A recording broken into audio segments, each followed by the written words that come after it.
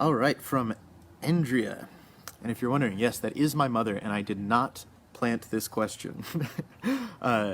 So Mom asks, this past week the Catholic Church had several feast days involving the angels. Can you talk a little about the angels? I hear people say that their deceased family and friends are angels and other misconceptions. Yeah, absolutely. So, angels. When we die, we do not become angels. We become souls. Souls specifically that are separated from their bodies. And so what are the angels? The angels are different creatures that were created by God. And so human beings are the highest of the creatures that are material. So we were set above all of material creation and to rule over the earth and the animals and the birds of the air and the fish of the sea and all these different things. However, we were not actually the highest creatures that were created. There were also the angels. And the angels are purely spirit, so they are not like us insofar as they do not have bodies, but they are like us insofar as they're creatures, they're not God, and they are intellectual, so they have an intellect and a will. And the angels were created in 9 choirs. I can't remember all of them. We just recently had a reading in Matins with all of them, but you can kind of pick them up from all the different parts of the scriptures. And interestingly, the demons are the exact same creatures as the angels. They're made just like the angels, but the demons are the ones who chose not to obey God. So the angels are the ones who chose at the beginning of time to obey God and to do His will, and the demons were the ones who chose not to.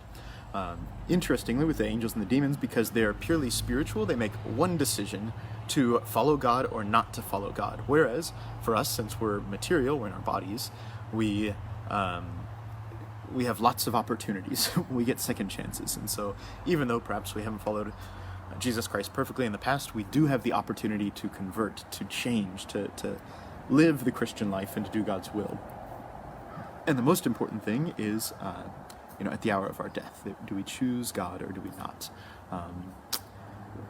And so then you get to the point of death, and what happens to the human being? So we as human beings are made up of body and soul. And when we die, that is specifically the separation of our soul from our body.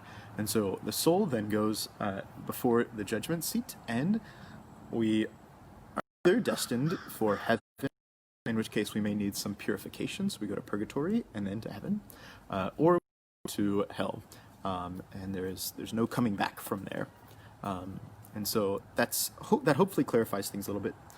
Souls are not angels. Souls are human beings after they have died, and angels are specifically other creatures that are special ministers of God and messengers of God. Great question. All right, Jessica asked the questions. Can we use blessed salt and blessed extra virgin oil to cook? I hear different things from different people. Yes, Jessica, great question. Lots of people have different opinions about this. What I can say is that basically people have used it to cook. And if you do that with the spirit of faith, then that would be fine. If it is like, oh shoot, I don't have any salt, here, I'll just nab some blessed salt and I'll throw it in there. I don't know that that's really the right way to do it.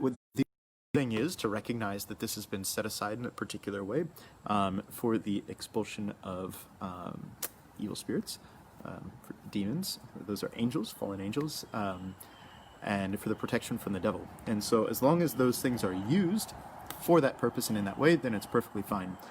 If they're not used in that way, then that would be a little bit disrespectful, and it'd be better to avoid doing something of that sort. So hopefully that explains things. Jessica asks the question, if a Catholic is dating a Buddhist and is looking forward to marrying, how is that under the Catholic faith? Good question. So, as you know, marriage is a unique sacrament. The sacrament of marriage is actually taking a natural institution. So this is something that God created from the beginning of time, right? He made them man and woman. And so he established marriage as an institution from the very beginning of time. However, he chose to elevate that natural institution to a sacrament. And sacraments are a participation in the body of Christ himself, and they give us grace. However, the sacraments, aside from baptism, can only be received by baptized people. And so, since marriage is a sacrament between the man and the woman, that the two are united by that sacramental marriage bond, what happens if one of them isn't baptized because they're Buddhist? Well, it doesn't mean that they're not married. They can be married. The church doesn't really suggest that because, I'll touch on that in a second, but they can be married because marriage is a natural institution. So they would have a natural bond of marriage, but it would not be a sacramental marriage. In general, that is kind of discouraged because we as Catholics have a very fundamental view of the world, and our religion goes into the very depth of that. And so, if our God is a father, if there was one creator of the universe, not this odd kind of mix of deities that somehow resulted in the universe, but our God is a creator of the universe, and he is a loving father, and we follow the one who is the perfect son, then that means that you end up having all of these fundamental concepts about, well, what is important, what's at the very depth of reality, what should the family look like, what should spousal love look like, what should children look like, all of these different things. And so there's a tension that is created whenever someone who is truly practicing their Catholic faith marries somebody who truly does not believe in the Catholic faith. And so that's seen most clearly when you have someone who's not baptized, but it's even the case with someone who isn't Catholic, that if we believe in the Eucharist, we believe that thing that looks like bread is God. And if we're right, then everybody else is really missing it.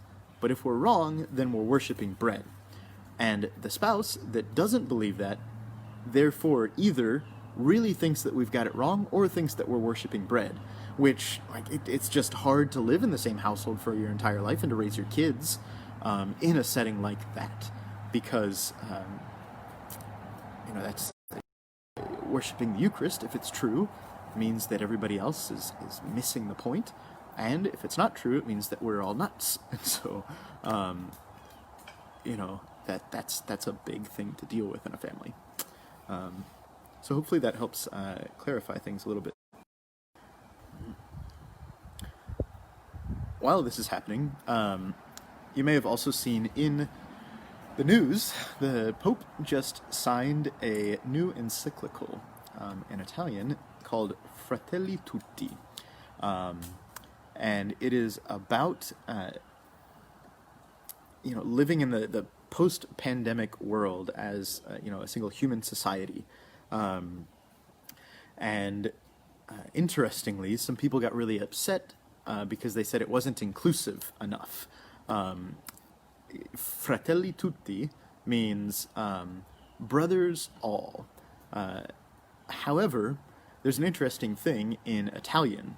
And so basically, people said it's not inclusive enough because it says fratelli and not sorelle, which is sisters. Why did the sisters get left out? And we just talked about the fratelli, and so that's fundamentally really just a misunderstanding of the Italian language. So as in many of the Romance languages, whenever you want to refer to both male and female, there isn't like a neutered or a you know, two gender ending to the words, and so you just use the masculine to refer to everybody, both male. And so the Pope really was he was referring to, you know, all of us as, you could almost say, siblings. Might be a better translation, siblings all. But that's what he was actually writing about, and he chose specifically to say Fratelli Tutti because that is those are the first two words of a very famous work. It's called the Admonitions of Saint Francis, whose feast day it is today, and so he was actually quoting that document, and he signed the encyclical in Assisi, on a pilgrimage to St. Francis's tomb. And so it was all kind of tied together with St. Francis and the proper understanding of Italian. It's just hard to translate into English. And so if you read anything about that, it's really just one giant misunderstanding, and there's no point in getting really worked up about it. Just not worth it.